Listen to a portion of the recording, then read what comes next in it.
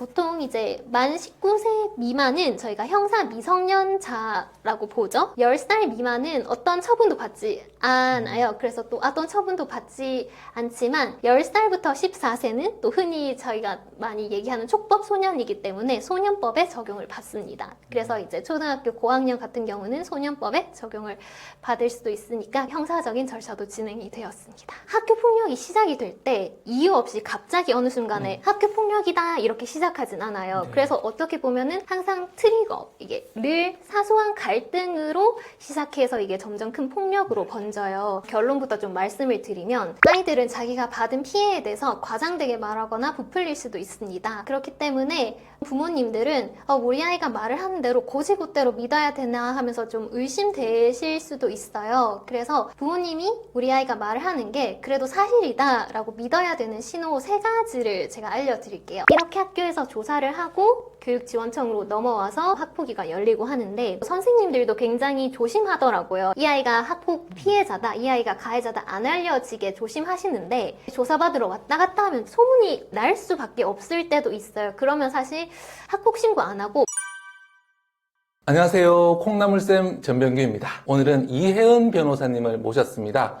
변호사님께서는 부산 북부교육청 학교폭력대응팀 변호사로 활동하셨습니다. 안녕하세요, 변호사님. 안녕하세요. 네, 시청자 여러분께 인사 부탁드립니다. 네, 안녕하십니까. 이혜은 변호사입니다. 부산 북부교육청, 아까 말씀해주신 대로 그 학교폭력대응팀 변호사로 활동을 했고 또 그 뒤에 김해교육지원청 학폭위원으로 활동을 했고 지금 현재 경남 오차에 있는 경미범죄심사위원회 경찰서 위원으로 활동을 하고 있습니다. 학교폭력 이야기 조금 오늘 나눠볼 텐데요. 학교폭력이라는 게 워낙 가슴 아픈 일이지만 그래도 여러 사건 중에 특별히 마음에 남는 사건이 있으세요? 네, 초등학교 고학년 남학생들의 사례가 좀 기억이 나요. 4명의 남자아이들이 있었어요. 그래서 보통 이제 저학년 때부터 같이 어울려 다녀서 친한 사이였어요. 그래서 장난도 많이 치고 투닥거리기도 하고 요런 사이에서 같이 이제 학교 마치고 수영장을 갔어요. 근데 수영장 가면 옷을 다 벗잖아요. 그래서 옷을 다 벗는데 이 4명의 남자아이 중에서 한 명이 아이가 좀 2차 상징이 빨리 왔던 거죠. 그래서 다른 3명의 아이들이 그 아이를 보니까 약간 좀 본인들이랑 다른 거예요. 그래서 특정한 부위를 가리키면서 말을 했어요. 그러니까 이 피해 아이 입장에는 조금 부끄럽기도 하고 좀 불쾌하기도 하고 그랬죠. 다음날 학교에 가니까 칠판에 3명이서 바나나를 그려놓고서 본인들끼리 막 히득히득 거리고 있었던 거죠. 그리고 또 그 바나나 밑에 피해 아이 이름 3글자를 이렇게 써놓은 사건이에요. 피해 아이는 본인이 어떻게 대처해야 할지 잘 몰라서 부모님한테 말씀을 드렸는데 부모님이 이거를 듣고 이거는 성폭력이다. 우리 아이가 이렇게 정신적 피해를 호소하고 있다 해서 학폭위를 신고를 하셨습니다. 가해 측은 친한 사이에 신고가 와서 좀 당황하셔서 저한테 또 문의를 하셨더라고요. 이런 것까지 폭력이 되냐라고 했는데 당연히 성폭력은 이성 간에 뿐만 아니라 동성 간에도 폭력이 되고 굳이 만지는 추행이라든지 심한 그런 폭력만이 성폭력이 아니라 이런 식으로 시각적인 괴롭힘 아니면 언어적으로 이렇게 좀 괴롭히는 것도 당연히 성폭력이 되기 때문에 이거는 학교폭력이 된다라고 말씀을 드렸어요. 그래서 서로 친했으니까 학교폭력위원회까지 굳이 와야 되냐 이렇게 또 문의가 또 왔는데 피해자가 학교에 신고를 하면 학교에서 학교 자체적으로 해결할 수 있는 사안인지를 일단 판단을 해요. 재량적으로 처리를 할 수 있는지 법적으로 4가지 요건이 있는데 심각하지 않아야 되고 반복적이지 않고 일상적이고 그런 법적인 요건이 있고 그리고 중요한 거는 피해 학생이 난 굳이 학폭위로 안 가도 돼요 라고 말을 했을 때 이럴 때는 학폭위로 안 가고 학교에서 그냥 자체적으로 종결할 수 있어요. 근데 이거 같은 경우는 피해 학생이 아무리 친했던 사이지만은 나는 너무 상처를 받았고 이 아이들이 지금 미안해 하더라도 얘네는 그냥 금방 그칠 것 같다. 난 얘네들이 조금 더 깨달았으면 좋겠다. 강하게 주장을 했기 때문에 학폭위로 이관돼서 절차를 진행을 한 사건입니다. 실제로 그 3명의 아이들은 학교폭력 조치를 받았고요. 그리고 이런 성폭력 같은 경우는 학교에서 인지를 하면은 경찰에도 신고를 해요. 왜냐면은 성폭력, 성사안 같은 경우는 좀 심각한 학폭으로 받아들이기 때문에 그래서 그 3명의 아이들은 이제 경찰 조사까지 받고 이게 보통 이제 만 19세 미만은 저희가 형사 미성년자라고 보죠. 10살 미만은 어떤 처분도 받지 않아요. 그래서 또 어떤 처분도 받지 않지만 10살부터 14세는 또 흔히 저희가 많이 얘기하는 촉법 소년이기 때문에 소년법에 적용을 받습니다. 그래서 이제 초등학교 고학년 같은 경우는 소년법에 적용을 받을 수도 있으니까 형사적인 절차도 진행이 되었습니다. 제가 사실 뭐 교육청에서 학폭 업무를 하고 또 학폭위원으로 했는데 학폭이 사소한 것부터 심각한 것까지 다양해요. 그래서 뭐 엄청 심한 거는 사실 진짜 뭐 미디어에 나올 것처럼 한 10명 그 뭐 가해 남학생들이 자기들 후배들을 이제 뭐 불러다가 와서 뭐 때리고 이런 것도 있고 아니면 이제 진짜 뭐 왕따처럼 이런 것도 있는데 사실 이게 돌이켜 보면은 난 기억에 남는 거는 사실 좀 귀여운 에피소드이기는 해요. 이제 중학교 1학년 남자아이였는데 사실 제가 그때 봄에해서 거의 초등학생 뭐 고학년 이렇게 볼 수 있는데 어떤 아이가 학교에 왔는데 이제 머리를 이제 짧게 깎은 민머리로 왔어요. 사실 좀 웃기기도 하고 어떻게 보면은 친구들 사이에 좀 놀림거리기도 해서 어떤 그 다른 또 남학생이 그 아이를 보고 막 민머리다 대머리다 이렇게 놀리고 이제 또 음악 시간에 하는 노래로 돌림 노래를 불러서 민머리송을 막 불러서 했어요. 이렇게 하면 이건 당연히 언어 폭력이잖아요. 피해 친구는 그래서 마음에 되게 상처를 받고 학폭 신고를 했어요. 그래서 또 신고가 들어와서 교육청에서 진행하는 중에 그 가해 측 아버지가 그 가해 아이를 또 데리고 가서 머리를 똑같이 짧게 깎았다 하더라고요. 그렇게 해서 이 교육지원청에 학폭위를 하러 왔는데 그러니까 가해 학생도 이제 또 짧게 해가지고 엄청 반성하고 또 미안한 얼굴로 이제 서서 자기도 이제 머리를 짧게 깎아보니 피해 학생 마음을 이해가 된다. 그리고 또 자기는 다시는 뭐 앞으로 이런 친구 마음을 힘들게 하는 일을 안 하겠다. 이렇게 말을 하더라고요. 자기 아이가 학폭 신고가 오면은 부모님 입장으로서는 당황스러운데 이렇게 단호하게 대응을 하셔서 그게 조금 귀엽고 어떻게 보면은 심각한 사건보다 저는 좀 더 기억에 남더라고요. 부모님이 굉장히 잘 대처를 하신 케이스인 것 같아요. 네네. 미국 케이스 봤는데 그 미국은 등하굣길이 굉장히 멀잖아요. 네네. 그래서 차로 등하교를 시키는데 딸이 그 학교 폭력을 해서 한 달간 걸어서 다니게 하더라고요. 네가 반성할 때까지. 그래서 그렇게 부모님이 좀 심각성을 알고 제대로 대처할 때 좀 문제가 잘 해결되는 것 같습니다. 사건이 터진 후에 사후 대처하는 것보다 아무래도 예방을 잘 하는 게 중요할 텐데요. 학교 폭력을 뭐 하지도 않고 또 당하지도 않기 위해서 우리 아이들이 꼭 알아야 하는 점이 있을까요? 학교 폭력이 시작이 될 때 이유 없이 갑자기 어느 순간에 학교 폭력이다 이렇게 시작하진 않아요. 네. 그래서 어떻게 보면은 항상 트리거 이게 늘 사소한 갈등으로 시작해서 이게 점점 큰 폭력으로 번져요. 결론부터 좀 말씀을 드리면 내가 이거는 장난이 아닌 것 같은데 좀 기분이 나쁘다 싶으면은 단호하게 자기 감정을 나는 이거 좀 아닌 것 같아 그런 말 하지 마 이렇게 단호하게 감정을 표현을 하고 내가 당하는 게 좀 기분 나쁘다면은 좀 내가 거절하고 이렇게 하는 게 사실 그 친구가 어떻게 나올지 몰라서 겁이 나지만 그럼에도 불구하고 좀 용감하게 맞서는 이렇게 대처하라고 말씀드리고 싶어요. 뭐 제가 실제로 학폭위를 하면서 뭐 겪은 사례를 말씀을 드려보면은 아이들이 쉬는 시간에 이게 왔다 갔다 할 때 부딪혀요. 좁으니까 3명이서 무리를 지어서 가는데 뭐 앉아있는 친구들한테 부딪히잖아요. 어떤 특정 아이한테 계속 부딪히는 거죠. 근데 지나가는 아이들은 그냥 부딪히는가 보다 이렇게 하는데 어느 순간 그 부딪히는 애가 아무 말도 안 하면 이 지나가는 아이들도 처음에는 그냥 툭툭 부딪히다가 장난으로 뭐 가방을 이렇게 발로 밟는다든지 아니면 좀 세게 밟거나 이렇게 좀 점점 번지더라고요.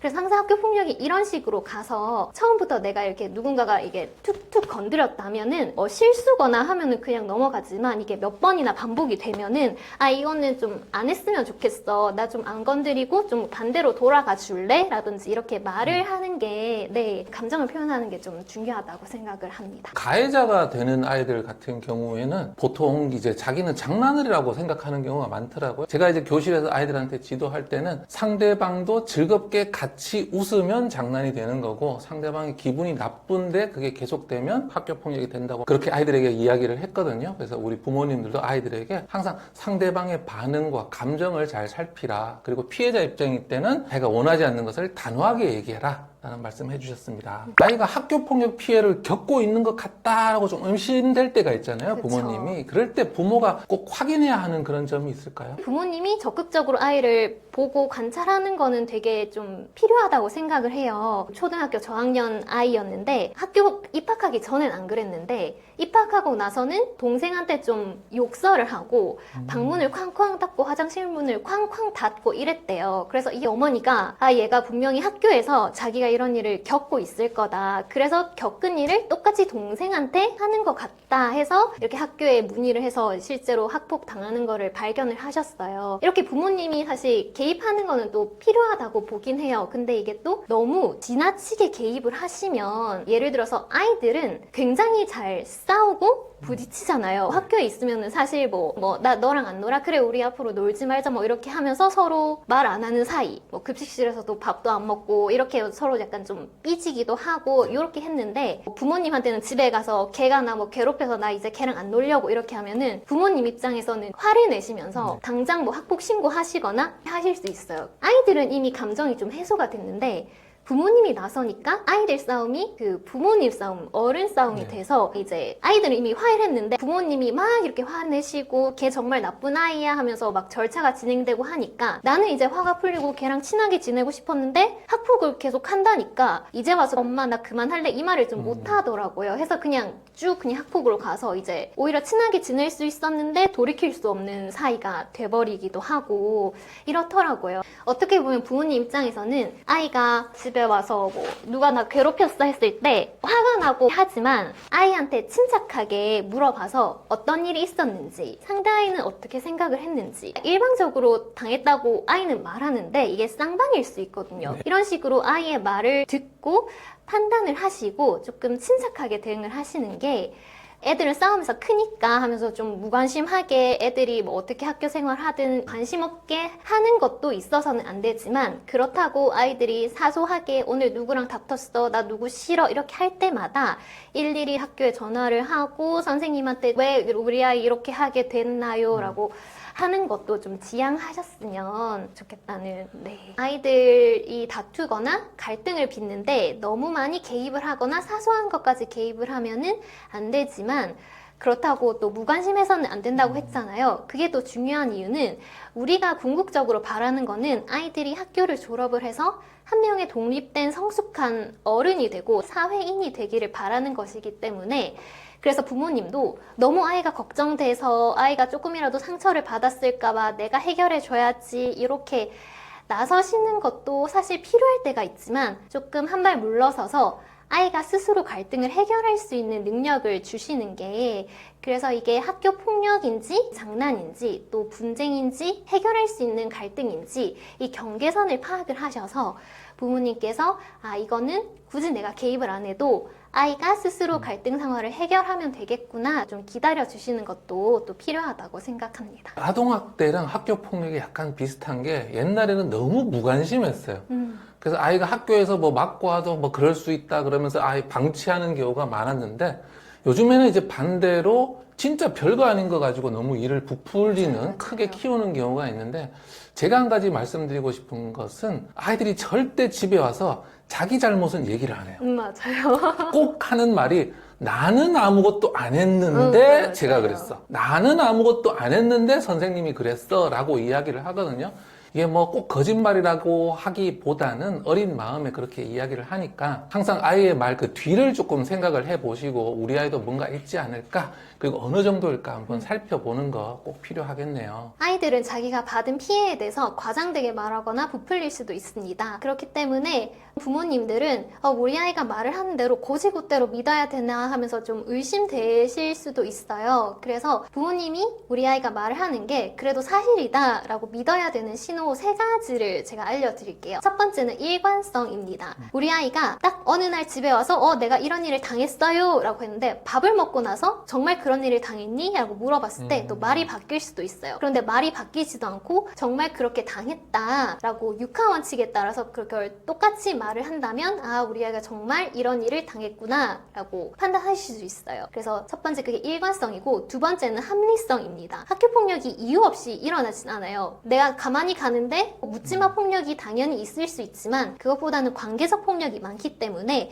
아이가 말을 하는데 합리적으로 왜 걔가 너를 때렸는데 라고 했을 때 내가 입은 옷이 마음에 안 들었대 라고 얘기를 한다든지 그런 구체적인 이유를 들을 수 있으면은 아, 합리적이구나 라고 해서 그렇게 하시면 될 것 같습니다. 그리고 마지막은 구체성이에요. 너무 두루뭉실하게 그냥 걔가 나 괴롭혔어 이렇게 하고 왜 괴롭혔는데 하면은 아무 말도 못하고 이렇게 하면은 아이를 믿기 좀 힘들 수 있잖아요. 하지만 아이가 이러한 사건이 있었다 라고 얘기를 한다면 아, 우리 아이가 정말 폭력을 당했구나 라고 의심을 하실 수 있을 것 같습니다. 세 가지 포인트, 일관성, 합리성, 구체성을 통해서 우리 아이의 주장이 사실인지 한번 확인해 보실 필요가 있겠네요. 친구 사이에 단순한 분쟁이다라고 한다면 좀 시간을 갖고 좀 기회를 줘야 되겠지만, 만약에 심각한 학교 폭력으로 보인다, 그렇게 되면 부모가 어떤 조치를 취해야 될까요? 애들이 단순하게 싸우고 뭐 이런 게 아니라 이게 정말 심각하다면은 당연히 학교 폭력으로 신고를 해야겠죠.